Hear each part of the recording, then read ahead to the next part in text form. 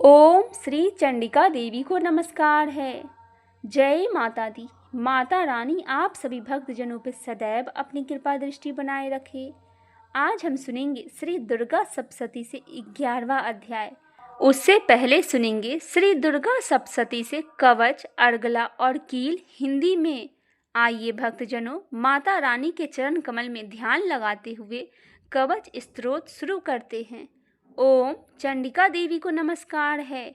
मार्कंडेय जी ने कहा, पितामह, जो इस संसार में परम गोपनीय तथा मनुष्य को सब प्रकार से रक्षा करने वाला है और जो अब तक आपने किसी दूसरे के सामने प्रकट नहीं किया हो, ऐसा कोई साधन है तो मुझे बताइए।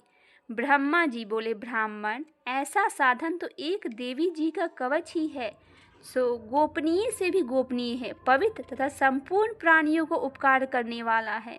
महामुने, उसे श्रवण करो। देवी की 9 मूर्तियां हैं जिन्हें नव दुर्गा कहते हैं। उनके पृथक पृथक नाम बतलाए जाते हैं। प्रथम नाम शैलपुत्री, दूसरी मूर्ति का नाम ब्रह्मचारिणी है, तीसरा स्वरूप चंद्रघंटा के नाम से प्रसिद्ध है, चौथी मूर्ति का कूष्मांडा कहते हैं और 5वीं दुर्गा का नाम स्कंद माता है। देवी के छठे स्वरूप को कात्यायनी कहते हैं, 7वां कालरात्रि और 8वां स्वरूप महागौरी के नाम से प्रसिद्ध है। 9वीं दुर्गा का नाम सिद्धिदात्री है। ये सब नाम महात्मा वेद भगवान के द्वारा ही प्रतिपादित हुए हैं। जो मनुष्य अग्नि में जल रहा हो, रणभूमि में शत्रुओं से घिर गया हो, विषम संकट में फंस गया हो तथा इस प्रकार भय से आतुर होकर जो भगवती दुर्गा के शरण में प्राप्त हुए हो, उनका कभी कोई अमंगल नहीं होता। युद्ध के समय संकट पड़ने पर भी उनके ऊपर कोई विपत्ति दिखाई नहीं देती। उन्हें शोक, दुख और भय की प्राप्ति नहीं होती। जिन्होंने भक्ति पूर्वक देवी का स्मरण किया है, उनका निश्चय ही अभ्युदय होता है। देवेश्वरी, जो तुम्हारा चिंतन करते हैं, उनकी तुम निसंदेह रक्षा करती हो। चामुंडा देवी पेड़ पर आरूढ़ होती है, वाराही भैंस पर सवारी करती है, ऐन्द्री का वाहन इरावत हाथी है और वैष्णो देवी गरुड़ पर ही आसन जमाती है। महेश्वरी विश्व पर आरूढ़ होती है और कौमारी का वाहन मयूर है। भगवान विष्णु की प्रियतमा लक्ष्मी देवी कमल के आसन पर विराजमान है और हाथों में कमल धारण किए हुए है। वृष पर आरूढ़ ईश्वरी देवी ने श्वेत रूप धारण कर रखा है। ब्राह्मणी देवी हंस पर बैठी हुई है और सब प्रकार के आभूषणों से विभूषित। इस प्रकार ये सभी माताएं सब प्रकार की योग शक्तियों से संपन्न हैं। इनके सिवा और भी बहुत सी देवियां हैं जो अनेक प्रकार के आभूषणों से शोभा से युक्त तथा नाना प्रकार के रत्नों से सुशोभित है। ये संपूर्ण देवियां क्रोध में भरी हुई है और भक्तों की रक्षा के लिए रथ पर बैठी दिखाई देती है। ये शंख, चक्र, गदा, शक्ति, हल और मूसल, तोमर, परशु, पांसा तथा कुंद और त्रिशूल एवं उत्तम शार्क, धनुष आदि अस्त्र शस्त्र अपने हाथों में धारण करती है। दैत्यों का शरीर का नाश करना और भक्तों को अभय दान देना और देवताओं का कल्याण करना, यही उनके शास्त्र धारण करने का उद्देश्य है। कवच आरंभ करने से पहले इस प्रकार प्रार्थना करनी चाहिए। महान रौद्र रूप, अत्यंत घोर पराक्रम और महान बल वाली, उत्साह वाली देवी, तुम महान भय का नाश करने वाली हो, तुम्हें नमस्कार है। तुम्हारी ओर देखना भी कठिन है। शत्रुओं को भय बढ़ाने वाली जगदम्बिके, मेरी रक्षा करो।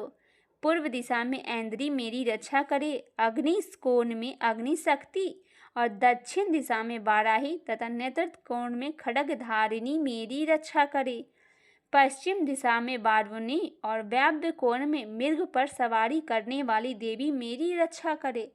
उत्तर दिशा में कौमारी और ईशान कोण में शूलधारिणी देवी रक्षा करे। ब्राह्मणी, तुम ऊपर की ओर से मेरी रक्षा करो और वैष्णो देवी नीचे की ओर से मेरी रक्षा करे। इस प्रकार सबको अपना वाहन बनाने वाली चामुंडा देवी 10 दिशाओं में मेरी रक्षा करे। जया आगे से और विजया पीछे की ओर से मेरी रक्षा करे। वाम भाग में अजिता और दक्षिण भाग में अपराजिता रक्षा करो। उद्धोतिनी शिखा की रक्षा करे और उमा मेरे मस्तक पर विराजमान होकर रक्षा करे। ललाट में मलाधारी रक्षा करे और यशस्वनी देवी मेरे भौं की संरक्षण करे। भौं के मध्य भाग में त्रिनेत्रा और नथनों की यम घंटा देवी रक्षा करे। दोनों नेत्रों के मध्य भाग में सांखनी और कानों में द्वारिका वासिनी रक्षा करे। कालिका देवी कपालों की तथा भगवती सांकरी कानों के मूल्य भाग की रक्षा करे।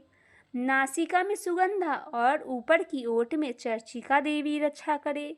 नीचे की ओठ में अमृत कला तथा जिह्वा में सरस्वती देवी रक्षा करे। कौमारी दांतों की और चंडिका कंठ प्रदेश की रक्षा करे। चित्र घंटा गले की, घाटी की और महामाया तलुओं में रहकर रक्षा करे। कामाक्षी ठोडी की और सर्वमंगला मेरी वाणी की रक्षा करे। भद्रकाली ग्रीवा में और धनुधरी पृष्ठवंश में रहकर रक्षा करे। कंठ के बाहरी भाग में नीलग्रीवा और कंठ के नली में नलकूबरी रक्षा करे। दोनों कंधों में खड्गनी और मेरे दोनों भुजाओं में वर्ज धारिणी रक्षा करे। दोनों हाथों में दंडनी और अंगुलियों में अंबिका देवी रक्षा करे। सुलेश्वरी नखों की रक्षा करे और कुलेश्वरी कुछी में रहकर रक्षा करे। महादेवी दोनों स्तनों को और शोक विनाशिनी देवी मन की रक्षा करे। ललिता देवी हृदय में और शूलधारिणी उदर में रहकर रक्षा करे। नाभि में कामनी और गुढ़ा भाग की घुरेश्वरी रक्षा करे। पूतना और कामिका लिंग की और महिषा वाहिनी गुदा की रक्षा करे। भगवती कटी भाग में और विंध्यवासिनी घुटनों की रक्षा करे। संपूर्ण कामनाओं को देने वाली महाबला देवी दोनों पिंडलियों की रक्षा करे। नारसिंह देवी दोनों घुटियों की और तेजसी देवी दोनों चरणों के पृष्ठ भाग की रक्षा करे। श्री देवी पैरों के अंगुलियों में और तलवासिनी पैरों के तलुओं में रहकर रक्षा करे। अपनी दाढ़ों के कारण भयंकर दिखाई देने वाली दष्ट कराली देवी नखों की और ऊर्ध्वकेशनी देवी केशों की रक्षा करे। रोमवलियों के छिद्रों में कौबेरी और त्वचा की बागेश्वरी देवी रक्षा करे। पार्वती देवी रक्त, मजा, वसा, मांस, हड्डी और मेद की रक्षा करे। आंतों की कालरात्रि और पीठ की मुक्तेश्वरी रक्षा करे। मूलाधार आदि कमल केशों में पद्मावती और कफ में चूड़ामणि देवी स्थित होकर रक्षा करे। नख के तेज की ज्वालामुखी रक्षा करे, जिसका किसी भी अस्त्र से भेदन नहीं हो सकता। वह अभेदा देवी शरीर की समस्त सिंधियों में रहकर रक्षा करे। ब्राह्मणी आप मेरे व्रिय की रक्षा करे। छत्रेश्वरी छाया की तथा धर्म धारिणी देवी मेरे मन बुद्धि की रक्षा करे। हाथों में वर्ज धारण करने वाली वर्झस्ता देवी मेरे प्राण, अपान, व्यान और समान वायु की रक्षा करे। कल्याण से शोभित होने वाली भगवती कल्याण शोभना मेरे प्राण की रक्षा करे। रस, रूप, गंध, शब्द और स्पर्श इन विषयों की अनुभव करते समय योगिनी देवी रक्षा करे तथा सत्वगुण, रजोगुण और तमोगुण की रक्षा सदा नारायणी देवी करे। वाराही आयु की रक्षा करे और वैष्णवी धर्म की रक्षा करे तथा चक्रिणी देवी यश, कीर्ति, लक्ष्मी, धन तथा विद्या की रक्षा करे। इंद्राणी आप मेरे गोत्र की रक्षा करे। चंडिके तुम मेरे पशुओं की रक्षा करो। महालक्ष्मी पुत्रों की रक्षा करे और भैरवी पत्नी की रक्षा करे। मेरे पथ की सुमथा तथा मार्ग की क्षेम करी रक्षा करे। राजा के दरबार में महालक्ष्मी रक्षा करे तथा सब ओर व्याप्त रहने वाली विजया देवी संपूर्ण भयों से मेरी रक्षा करे। देवी जो स्थान कवच में नहीं कहा गया है अत्यवम रक्षा से रहित है, वह सब तुम्हारे द्वारा सुरक्षित हो, क्योंकि तुम विजयशालिनी और पाप नाशनी हो। यदि अपने शरीर का भला चाहे तो मनुष्य बिना कवच कहे एक पग भी न जाए। कवच का पाठ करके ही यात्रा करे। कवच के द्वारा सब ओर से सुरक्षित मनुष्य जहाँ जहाँ भी जाता है वहाँ वहाँ उसे धन का लाभ होता है तथा संपूर्ण कामनाओं को सिद्धि करने वाली विजय की प्राप्ति होती है। वह जिस जिस अवशिष्ट वस्तुओं का चिंतन करता है उसको निश्चय ही प्राप्त कर लेता है।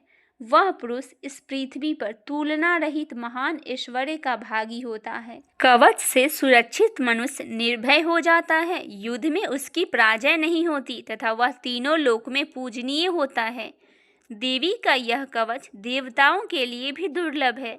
जो प्रतिदिन नियम पूर्वक तीनों संध्याओं के समय श्रद्धा के साथ इसका पाठ करता है, उसे दैवी कला प्राप्त होती है तथा वह तीनों लोक में कहीं भी पराजित नहीं होता।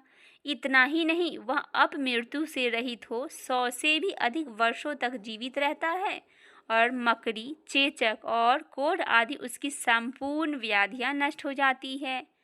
कनेर, भांग, अफीम, धतूरे आदि का स्थावर, विष, सांप और बिच्छू आदि से काटने से चढ़ा हुआ जख्म, विष तथा अहिफेन और तेल के संयोग आदि से बनने वाले कृत्रिम विष, ये सभी प्रकार के विष दूर हो जाते हैं, उनका कोई असर नहीं होता। इस पृथ्वी पर मारन, मोहन आदि जितने अभिचारिक प्रयोग होते हैं तथा इस प्रकार के जितने यंत्र मंत्र होते हैं, वे सब इस कवच को हृदय में धारण कर लेने पर उस मनुष्य को देखते ही नष्ट हो जाते हैं। ये ही नहीं, पृथ्वी पर विचरने वाले ग्राम देवता, आकाशचारी देव, विशेष जल के संबंध से प्रकट होने वाले गण, उपदेश मात्र से सिद्ध होने वाले निम्न कोटि के देवता, अपने जन्म के साथ प्रकट होने वाले देवता, कुल देवता, माला, डाकनी, सांकनी, अंतरिक्ष में विचरने वाली अत्यंत बलवती भयानक डाकनियाँ, ग्रह, भूत, पिशाच, यक्ष, गंधर्व, राक्षस, ब्रह्म राक्षस, बैताल, कूष्मांडा और भैरव आदि अनिष्टकारक देवता भी हृदय में कवच धारण किए रहने पर उस मनुष्य को देखते ही भाग जाते हैं। कवचधारी पुरुषों को राजा से सम्मान वृद्धि प्राप्त होती है। यह कवच मनुष्य की तेज की वृद्धि करने वाला है और उत्तम है। कवच का पाठ करने वाला पुरुष अपनी कृति से विभूषित भूतल पर अपने सुयश के साथ साथ वृद्धि को प्राप्त होता है।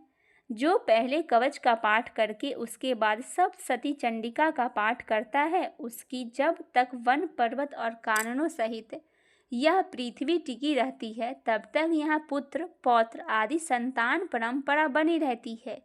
फिर देह के अंत होने पर वह पुरुष भगवती महामाया के प्रसाद से उस नित्य परम पद को प्राप्त कर लेता है, जो देवताओं के लिए भी दुर्लभ है। वह सुंदर दिव्य रूप धारण करता है और कल्याणमय शिव के साथ आनंद का भागी होता है। कवच स्तोत्र संपूर्ण होता है। आइए अब सुनते हैं अगला स्तोत्र। ओम चंडिका देवी को नमस्कार है। मार्कंडेय जी कहते हैं, जयंती मंगला काली भद्रकाली का पालनी, दुर्गा क्षमा शिवा धात्री, स्वाहा और स्वाधा, इन नामों से प्रसिद्ध जगदम्बिके तुम्हें मेरा नमस्कार है। देवी चामुंडे तुम्हारी जय हो। संपूर्ण प्राणियों के पीड़ा हरने वाली देवी तुम्हारी जय हो। सब में व्याप्त रहने वाली देवी तुम्हारी जय हो। कालरात्रि तुम्हें नमस्कार हो। मधु और कैटभ को मारने वाली तथा ब्रह्मा जी को वरदान देने वाली देवी तुम्हें नमस्कार है। तुम मुझे रूप दो, आत्मस्वरूप का ज्ञान दो, मोह पर विजय दो, यश, मोह, विजय तथा ज्ञान प्राप्ति का यश दो और काम, क्रोध आदि शत्रुओं का नाश करो। महिषासुर का नाश करने वाली तथा भक्तों को सुख देने वाली तुम्हें नमस्कार है। तुम मुझे रूप दो, जय दो, यश दो और काम, क्रोध आदि शत्रुओं का नाश करो। रक्त बीज का वध और चंड मुंड का विनाश करने वाली देवी, तुम रूप दो, जय दो, यश दो और काम, क्रोध आदि शत्रुओं का नाश करो। शुंभ और निशुंभ तथा ध्रुमलोचन का मर्दन करने वाली देवी, तुम मुझे रूप दो, जय दो, यश दो और काम, क्रोध आदि शत्रुओं का नाश करो। सबके द्वारा वंदित युगल चरणों वाली तथा संपूर्ण सौभाग्य प्रदान करने वाली देवी, तुम मुझे रूप दो, जय दो, यश दो और काम, क्रोध आदि शत्रुओं का नाश करो। देवी तुम्हारे रूप और चरित्र अचिंत्य हैं। तुम समस्त शत्रुओं का नाश करने वाली हो। रूप दो, जय दो, यश दो और काम, क्रोध आदि शत्रुओं का नाश करो। पापों को दूर करने वाली चंडिके, जो भक्तिपूर्वक तुम्हारे चरणों में सर्वदा मस्तक झुकाते हैं, उन्हें रूप दो, जय दो, यश दो और काम, क्रोध आदि शत्रुओं का नाश करो। रोगों का नाश करने वाली चंडिके, जो भक्तिपूर्वक तुम्हारी स्तुति करते हैं, उन्हें रूप दो, जय दो, यश दो और काम, क्रोध आदि शत्रुओं का नाश करो। चंडिके, इस संसार में जो भक्तिपूर्वक तुम्हारी पूजा करते हैं, उन्हें रूप दो, जय दो, यश दो और काम, क्रोध आदि शत्रुओं का नाश करो। मुझे सौभाग्य और आज्ञा दो, परम सुख दो, रूप दो, जय दो, यश दो और काम, क्रोध आदि शत्रुओं का नाश करो। जो मुझसे द्वेष रखते हैं, उनका नाश करो। मेरे बल की वृद्धि करो। मुझे रूप दो, जय दो, यश दो और मेरे काम क्रोध आदि शत्रुओं का नाश करो। मेरा कल्याण करो, मुझे उत्तम संपत्ति प्रदान करो, मुझे रूप दो, जय दो, यश दो और काम क्रोध आदि शत्रुओं का नाश करो। अंबिका, देवता और असुर दोनों ही अपने माथे के मुकुट को, मणियों को तुम्हारे चरणों पर घींचते रहते हैं। तुम रूप दो, जय दो, यश दो और काम क्रोध आदि शत्रुओं का नाश करो। तुम अपने भक्त जनों को विद्वान, यशस्वी और लक्ष्मीवान बनाओ तथा रूप दो, जय दो, यश दो और काम क्रोध आदि शत्रुओं का नाश करो। प्रचंड दैत्यों का प्रदलन करने वाली चंडी के मुझ शरणागत को रूप दो, जय दो, यश दो और काम क्रोध आदि शत्रुओं का नाश करो। चतुर्मुख ब्रह्मा जी द्वारा प्रशंसित 4 भुजाधारिणी परमेश्वरी, तुम मुझे रूप दो, जय दो, यश दो और काम क्रोध आदि शत्रुओं का नाश करो। देवी अंबिके, भगवान विष्णु नित्य निरंतर भक्ति पूर्वक तुम्हारी पूजा करते हैं। तुम उन्हें रूप दो, जय दो, यश दो और काम क्रोध आदि शत्रुओं का नाश करो। हिमालय कन्या पार्वती के पति महादेव जी द्वारा प्रशंसित होने वाली परमेश्वरी, तुम रूप दो, जय दो, यश दो और काम क्रोध आदि शत्रुओं का नाश करो। सच्ची पत्र इंद्र के द्वारा सद्भाव से पूजित होने वाली परमेश्वरी, तुम रूप दो, जय दो, यश दो और काम क्रोध शत्रुओं को नाश करो। प्रचंड भुजदंड वाले दैत्यों का घमंड चूर करने वाली देवी, तुम रूप दो, जय दो, यश दो और काम क्रोध आदि शत्रुओं का नाश करो। देवी अंबिके, तुम अपने भक्तजनों को सदा असीम आनंद प्रदान करती रहती हो। मुझ शरणागत को रूप दो, जय दो, यश दो और काम क्रोध आदि शत्रुओं का नाश करो। मन की इच्छा के अनुसार चलने वाली मनोहर पत्नी प्रदान करो और जो दुर्गम संसार सागर से तारने वाली तथा उत्तम कुल में उत्पन्न हुई हो। जो मनुष्य इस स्तोत्र का पाठ करके सप्तशती रूपी महास्तोत्र का पाठ करता है, वह सप्तशती की जप संख्या से मिलने वाले श्रेष्ठ फल को प्राप्त होता है, साथ ही वह प्रचुर संपत्ति भी प्राप्त कर लेता है। इस प्रकार अर्गला स्तोत्र संपूर्ण हुआ। आइए अब सुनते हैं कीलक स्तोत्र।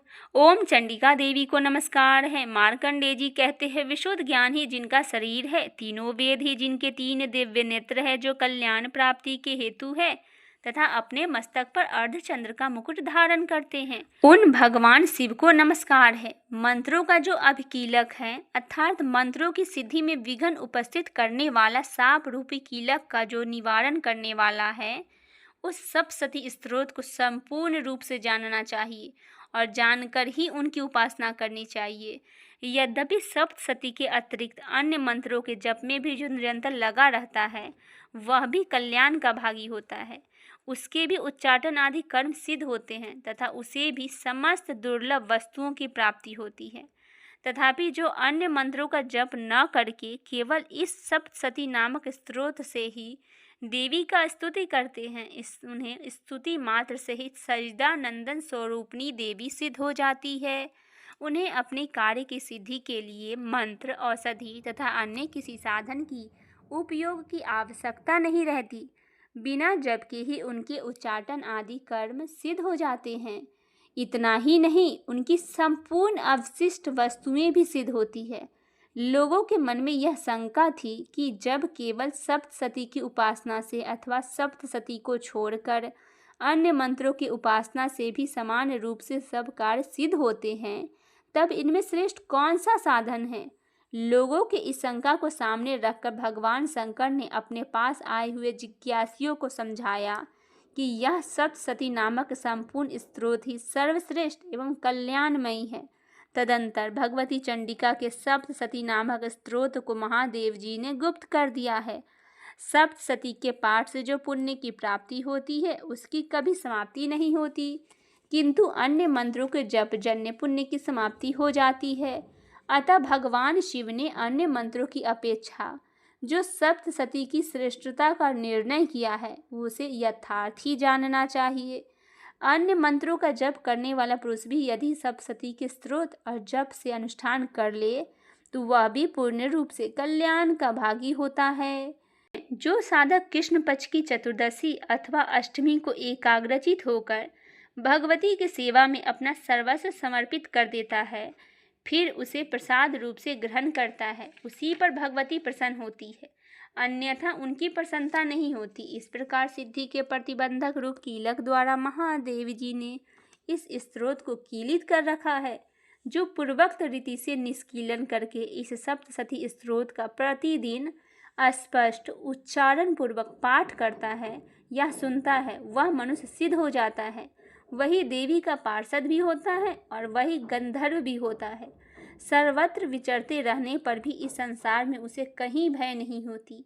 वह अपमृत्यु के बस में नहीं पड़ता तथा देह त्यागने के अनंतर मोक्ष प्राप्त कर लेता है। अतः कीलन को जानकर उसका परिहार करके ही सप्तशती का पाठ आरंभ करे। जो ऐसा नहीं करता उसका नाश हो जाता है। इसीलिए कीलक और निष्कीलन का ज्ञान प्राप्त करने पर ही यह निर्दोष स्तोत्र शुद्ध हो जाता है और विद्वान पुरुष इस निर्दोष स्तोत्र का ही पाठ आरंभ करते हैं। स्त्रियों में जो कुछ भी सौभाग्य आदि दृष्टिगोचर होता है वह सब देवी के प्रसाद का ही फल है। अतः इस कल्याणमय स्तोत्र को सदा जप करना चाहिए।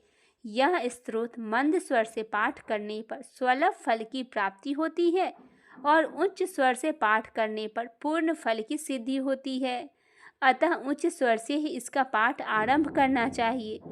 जिनके प्रसाद से ऐश्वर्य, सौभाग्य, औराग्य, संपत्ति, शत्रुनाश तथा परम मोक्ष की भी सिद्धि होती है, उन कल्याणमयी जगदम्बिका की स्तुति मनुष्य क्यों नहीं करते। इस प्रकार कीलक स्तोत्र संपूर्ण हुआ।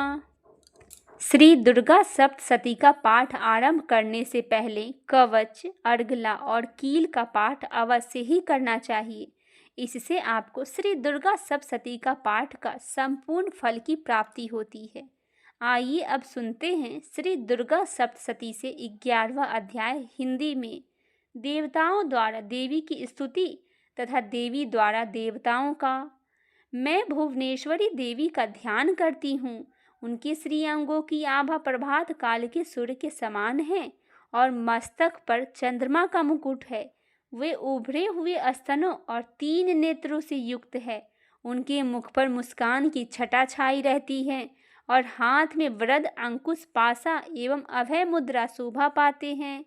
ऋषि कहते हैं देवी के द्वारा वहाँ महादैत्य शुंभ के मारे जाने पर इंद्र आदि देवता अग्नि के आगे करके और कात्यायनी देवी की स्तुति करने लगे।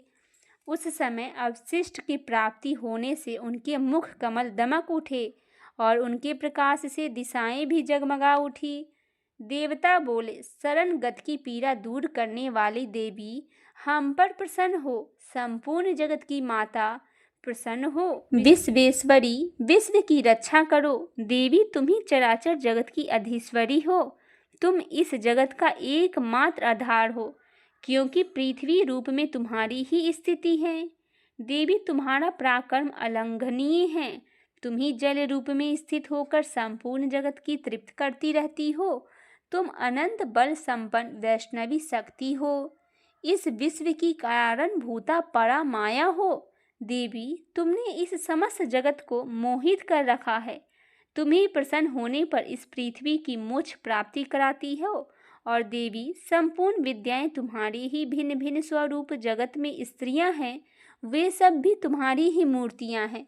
जगदम्बे, एकमात्र तुमने ही इस विश्व को व्याप्त कर रखा है। तुम्हारी स्थिति क्या हो सकती है। तुम तो स्तवन करने योग्य पदार्थों से परे एवं परावानी हो। जब तुम सर्वस्व रूपा देवी स्वर्ग तथा मोक्ष प्रदान करने वाली हो, तब इसी रूप में तुम्हारी स्तुति हो गई। तुम्हारी स्तुति के लिए इससे अच्छा उक्तियाँ क्या हो सकती है। बुद्धि रूप से सब लोगों के हृदय में विराजमान रहने वाली तथा स्वर्ग लोक एवं मोक्ष प्रदान करने वाली नारायणी देवी, तुम्हें नमस्कार है। कला, काष्ठा आदि के रूप से कर्मशः परिणाम अवस्था परिवर्तन की ओर ले जाने वाली तथा विश्व को उपसंहार करने में समर्थ नारायणी, तुम्हें नमस्कार है। नारायणी, तुम सब प्रकार का मंगल प्रदान करने वाली मंगलमयी हो। कल्याणदायिनी शिवा हो। सब पुरुषार्थों को सिद्ध करने वाली शरणगत वत्सला, 3 नेत्र वाली एवं गौरी हो, तुम्हें नमस्कार है। तुम सृष्टि पालन और संहार की शक्तिभूता सनातनी देवी, गुणों की आधार तथा सर्वगुणमयी हो। नारायणी, तुम्हें नमस्कार है। शरण में आए हुए दीनों एवं पीड़ितों को रक्षा में संलग्न रहने वाली तथा सबकी पीड़ा दूर करने वाली नारायणी देवी तुम्हें नमस्कार है। नारायणी, तुम ब्राह्मणी रूप धारण करके हंस से जूते हुए विमान पर बैठती हो तथा कुश मिश्रित जल छिड़कती रहती हो, तुम्हें नमस्कार है। महेश्वरी रूप से त्रिशूल, चंद्रमा एवं सर्प को धारण करने वाली तथा महान विश्व पर पीठ पर बैठने वाली नारायणी देवी तुम्हें नमस्कार है। मोरों और मृगों से घिरे रहने वाली तथा महाशक्ति धारण करने वाली कौमारी रूप धारिणी निष्पाप की नारायणी तुम्हें नमस्कार है। शंख, चक्र, गदा और शांख धनुष उत्तम आयुधों को धारण करने वाली वैष्णवी शक्ति रूपा नारायणी तुम प्रसन्न हो, तुम्हें नमस्कार है। हाथों में भयानक महाचक्र लिए और दाढ़ों पर धरती को उठाए वाराही रूप धारिणी कल्याणमयी नारायणी तुम्हें नमस्कार है। भयंकर नरसिंह रूप से दैत्यों को वध के लिए उद्योग करने वाली तथा त्रिभुवन में रक्षा में संलग्न रहने वाली नारायणी देवी तुम्हें नमस्कार है। मस्तक पर किरीट और हाथों में महावर्ज धारण करने वाली सहस्त्र नेत्रों के कारण उद्दीप्त दिखाई देने वाली और वृतासुर के प्राणों का अपहरण करने वाली इंद्र शक्ति रूपा नारायणी देवी तुम्हें नमस्कार है। शिवदूती रूप से दैत्यों की महती सेना का संहार करने वाली भयंकर रूप धारण तथा विकट गर्जना करने वाली नारायणी तुम्हें नमस्कार है। दाढ़ों के कारण विकराल मुख वाली मुंडमाला से विभूषित मुंड मर्दनी चामुंडा स्वरूपा नारायणी तुम्हें नमस्कार है। लक्ष्मी, लज्जा, महाविद्या, श्रद्धा, पृष्टि, स्वधा, ध्रुवा, महारात्रि तथा महाअविद्या रूपा नारायणी तुम्हें नमस्कार है।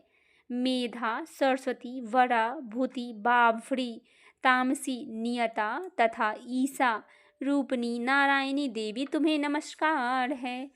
सर्वस्वरूपा सर्वेश्वरी तथा सब प्रकार की शक्तियों से संपन्न दिव्य रूपे दुर्गे देवी सब भयों से हमारी रक्षा करे, तुम्हें नमस्कार है। कात्यायनी, यह 3 लोचनों से विभूषित तुम्हारा सौम्य मुख सब प्रकार के भयों से हमारा रक्षा करे, तुम्हें नमस्कार है। भद्रकाली ज्वालाओं के कारण विकराल प्रतीत होने वाले अत्यंत भयंकर और समस्त असुरों का संहार करने वाला तुम्हारा त्रिशूल भय से हमें बचाए, तुम्हें नमस्कार है। देवी, जो अपनी ध्वनि से संपूर्ण जगत को व्याप्त करके दैत्यों के तेज नष्ट किए देता है, वह तुम्हारा घंटा हम लोगों को पापों से उसी प्रकार रक्षा करे जैसे माता अपने पुत्रों के बुरे कर्मों से रक्षा करते हैं। चंडिके, तुम्हारे हाथ में सुशोभित खड्ग जो असुरों की रक्त और चर्बी से चर्चित है, हमारा मंगल करे, हम तुम्हें नमस्कार करते हैं। देवी, तुम प्रसन्न होने पर सब रोगों को नष्ट कर देती हो और कुपित होने पर मनोवांछित सभी कामनाओं को नाश कर देती हो। जो लोग तुम्हारे शरण में जा चुके हैं उन पर विपत्ति तो आती ही नहीं है। तुम्हारे शरण में गए हुए मनुष्य दूसरों के शरण देने वाले हो जाते हैं। देवी अंबिके, तुम अपने स्वरूप को अनेक भागों में विभक्त करके नाना प्रकार के रूपों से इन धर्मद्रोही महादैत्यों का संहार किया है। वह सब दूसरी कौन कर सकती थी। विद्याओं में ज्ञानों को प्रकाशित करने वाले स्त्रियों में आदि वाक्यों में तुम्हारे सिवा और किसका वर्णन है। तुमको छोड़कर दूसरी कौन ऐसी शक्ति है जो इस विश्व को अज्ञान में घोर अंधकार से परिपूर्ण ममता रूपी गड्ढे में निरंतर भटका रही है। जहाँ राक्षस, जहाँ भयंकर विष वाले सर्प, जहाँ शत्रु, जहाँ लुटेरों की सेना और जहाँ दावनल हो, वहाँ तथा समुद्र के बीच में भी साथ में रहकर तुम विश्व की रक्षा करती हो। विश्वेश्वरी, तुम विश्व का पालन करती हो, विश्व रूपा हो, इसीलिए संपूर्ण विश्व को धारण करती हो। तुम भगवान विश्वनाथ की भी वंदनीय हो। जो लोग भक्ति पूर्वक तुम्हारे सामने मस्तक झुकाते हैं वे संपूर्ण विश्व को आश्रय देने वाले होते हैं। देवी, प्रसन्न हो, जैसे इस समय असुरों का वध करके तुमने शीघ्र ही हमारी रक्षा की है, उसी प्रकार सदा हमें शत्रुओं से भय से बचाओ। संपूर्ण जगत के पाप नष्ट कर दो और उत्पात एवं पापों को फल स्वरूप प्राप्त होने वाले महामारी आदि बड़े बड़े उपद्रवों को शीघ्र दूर करो। विश्व की पीड़ा दूर करने वाली देवी, हम तुम्हारे चरणों पर पड़े हुए हैं, हम पर प्रसन्न हो। त्रिलोक निवासी पूजनीय परमेश्वरी, सब लोगों की वरदान दो। देवी बोली, देवताओं, मैं वर देने को तैयार हूँ, तुम्हारे मन में जिसकी इच्छा हो वह वर मांग लो। संसार के लिए उस उपकार का वर मैं अवश्य दूंगी। देवता बोले, सर्वेश्वरी, तुम इसी प्रकार तीनों लोगों की समस्त बाधाओं को शांत करो और हमारे शत्रुओं का नाश करती रहो। देवी बोली, देवताओं, वैवस्वत मनवंतर के 28वें युग में शुंभ और निशुंभ नामक 2 अन्य महादैत्य उत्पन्न होंगे। तब मैं नंद गोप के घर में उनकी पत्नी यशोदा के गर्भ से अवतीर्ण हो विंध्याचल में जाकर रहूंगी और उक्त दोनों असुरों को नाश करूंगी। फिर अत्यंत भयंकर रूप से पृथ्वी पर अवतार ले मैं वैप्रचित नामक दानवों का वध करूंगी। उन भयंकर महादैत्यों को भक्षण करते समय मेरे दांत अनार के फूलों के भांति लाल हो जाएंगे। तब स्वर्ग में देवता और मृत्यु लोक में मनुष्य सदा मेरी स्तुति करते हुए मुझे रक्त दंतिका कहेंगे। फिर जब पृथ्वी 100 वर्ष के लिए वर्षा रुक जाएगी और पानी का अभाव हो जाएगा, उस समय मुनियों के स्तवन करने पर मैं पृथ्वी पर अयोनिजा रूप में प्रकट होंगी और 100 नेत्रों से मुनियों को देखूंगी। अतः मनुष्य साताक्षी इस नाम से मेरा कीर्तन करेंगे। देवताओं, उस समय मैं अपने शरीर से उत्पन्न हुए शाकों द्वारा समस्त संसार का भरण पोषण करूंगी। जब तक वर्षा नहीं होगी तब तक वे शाक ही सबके प्राणों की रक्षा करेंगे। ऐसा करने के कारण पृथ्वी पर शाकांभरी के नाम से मेरी ख्याति होगी। उसी अवतार में मैं दुर्गम नामक महादैत्य का वध भी करूंगी। इससे मेरा नाम दुर्गा देवी के रूप से प्रसिद्ध होगा। फिर मैं जब भीम रूप धारण करके मुनियों की रक्षा के लिए हिमालय पर रहने वाले राक्षसों का भक्षण करूंगी, उस समय सब मुनि भक्ति से नतमस्तक होकर मेरी स्तुति करेंगे। तब मेरा नाम भीमा देवी के रूप में विख्यात होगा। जब अरुण नामक दैत्य तीनों लोकों में भारी उपद्रव मचाएगा, तब मैं तीनों लोकों का हित करने के लिए 6 पैरों से असंख्य भ्रामरी का रूप धारण करके उस महादैत्य का वध करूंगी। उस समय सब लोग भ्रामरी के नाम से चारों ओर मेरी स्तुति करेंगे। इस प्रकार जब जब संसार में दानवी बाधा उपस्थित होगी, तब तब अवतार लेकर मैं शत्रुओं का संहार करूंगी। इस प्रकार श्री मार्कंडेय पुराण में सार्वनिक मनवंतर कथा के अनंतर्गत देवी महात्म्य देवी स्तुति नामक 11वां अध्याय पूरा हुआ। बोलिए माँ जगजननी की जय। श्री दुर्गा सप्तशती का पाठ करने में मेरी वाणी द्वारा जो भी गलत शब्द का उच्चारण हो गया हो, उसके लिए माता रानी से दोनों हाथ जोड़कर क्षमा प्रार्थना करते हैं। परमेश्वरी, मेरे द्वारा रात दिन सहस्त्रों अपराध होते रहते हैं। यह मेरा दास है, यूं समझकर उन अपराधों को आप कृपा पूर्वक क्षमा करो।